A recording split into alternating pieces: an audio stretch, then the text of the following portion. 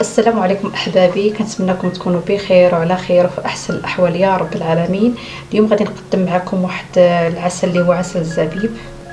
يعني واحد المكون اللي خصو ضروري يكون في المطبخ ديالنا نظرا للفوائد ديالو اللي هي لا تعد ولا تحصى، وبديل للناس اللي مرضى السكري، وبديل كذلك للناس اللي عندهم الحساسيه ديال العسل النحل. كاين بزاف ديال الناس عندهم الحساسيه ديال العسل الحر كما تنقولوا ليه، مساكن تياكلوه وتيتنفخوا او كينوض لهم الحبوب. هذا كيبقى احسن بديل ليهم وطبيعي، وكيتقام باثمنه يعني جد منخفضه، شويه ديال الجهد في الدار، انما من اي حاجه كتصاوب بها بحب وانما ما كيكونش فيها التعب. هذا اليوم ان شاء الله غادي نقدم معكم، وان شاء الله البطل ديال السلسله هو عسل التمر، وبطريقه تقليديه كيف تعلمناها، ماشي الطرق اللي ولات دابا حديثه، بطريقه تقليديه. غتسناو هذا الفيديو هذا لان هذا هو كان اول بطل لنا بالنسبه لي في هذه السلسله، وكنتمنى هذه السلسله تعجبكم وتروقكم.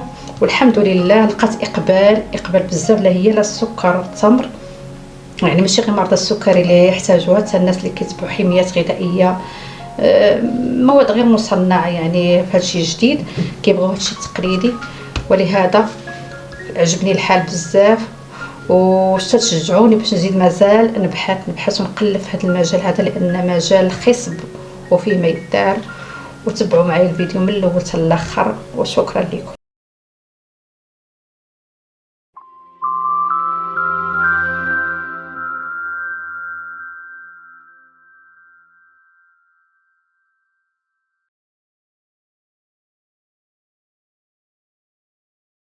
باش نحضروا العسل ديال الزبيب، عندي واحد الكيلو ديال الزبيب، هذا اللي لونه اسمر، ماشي داك البلدي ماشي داك الابيض، تيعطينا واحد اللون زوين.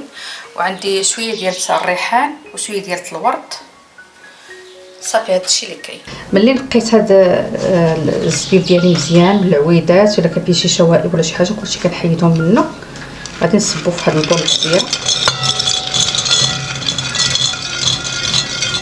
وغادي نكون مغليه الماء وغادي نخوي عليه الماء طيب.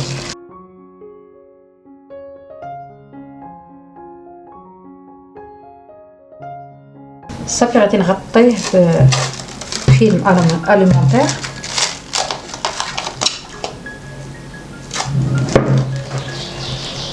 وغادي نخليه واحد الساعه ديال المكانه حتى كيرطب مزيان. الا كان فيه شي تراب ولا شي حجر كله تيهبط لتحت، بالاخص يكون فيه التراب مع دوك الثنايا ديال الحبه الزبيب، تيكون فيه التراب. الزبيب بعد ما دازت عليه ساعه ديال المكانه، نتوما كما شفتوا راه كله تطلق، كاع الحبات كلهم راه مبقاوش مكمشين، اللي كاع داك الوسخ اللي فيه غادي يهبط لتحت. غنجيب واحد الكوكوط فاش غادي نطيبو.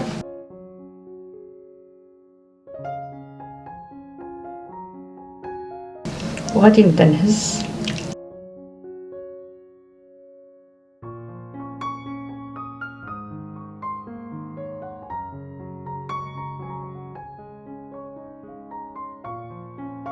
صافي. نبقى مستمره هكا حتى كنحيدو كامل ندير في الكوكوط ونطلق بكم. ملي كملتو هكا في الكوكوط غادي نشد ديك واحد الفاصمه ولا واحد الشاش، وغندير فيه داك الريحان مع الورد باش يطلق ليا ديك الريحه ديالو الزوينه. وغندير تقريبا 2 لتر ديال التلميذ، غادي نسد عليه مده ديال ساعه على نار متوسطه حتى كيطيب مزيان ونطلق بكم. ملي خليت الزبيب ديالي طاب مده ساعه تقريبا ولا ساعه ونص، وانا مخليه كيطيب على نار متوسطه. غادي نحيد ديك الشاشه اللي فيها داك العشوب، نحاول نعصر داك العصاره ديالها تصافط كامله باش نستافدوا بالزبيب كله. غادي نطحنوا واحد شويه،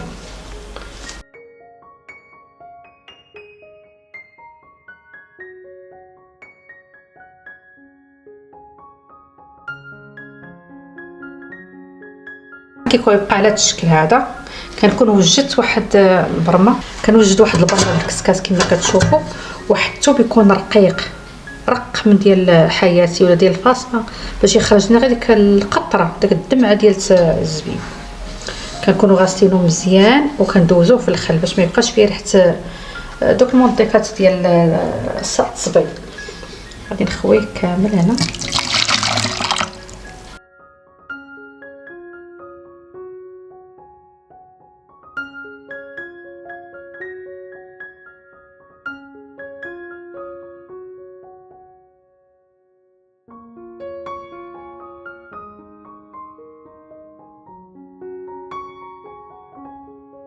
صافي كنشد هاد الثوب وغادي نحزمو وغادي نخليه يقطر بوحدو بشويه عليه. بعد ما فرغ ديك الكميه كامله غنقلوه بحال هكذا. راه هي كيبقى يخرج ديك العصاره كتخرج. غادي نقبضو بواحد المقبض هكذا اولا نعقدو صافي تنخليوه هكا معقود ونخليوه حتى كيقطر على خاطر حتى دابا سخون باش نبقى نعصر فيه غادي يحرقني في يدي. هانتوما كما شفتوا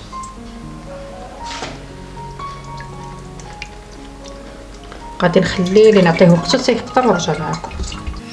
بعد ما برد داك الزبيب سقطرته مزيان ما بقاتش فيه القطره.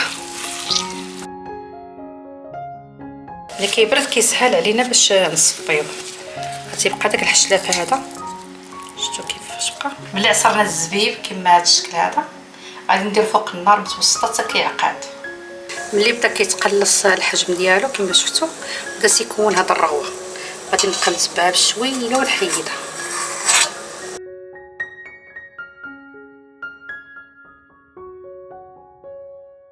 كنبقى معها بشويه بشويه حتى كنقيها كلها. اول كنت دايره النار مجهده شويه ملي بدا تيطيب وكيختار نقصت عليه العافيه باش ما يتحرق ليناش ويعطينا الطعم ديال المروره.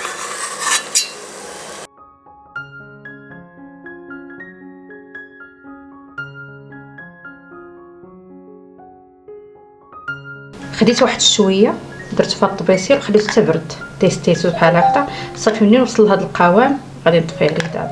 ها هو من بعد ما برد درته في قريعه ودرت ليه عسل الزبيب باش ما يتخلط لياش لان دايره بزاف ديال الانواع ديال العسل وكنستعملوا الحلويات اي حاجه يعني بزاف الاستعمالات ديالو لا تحصى.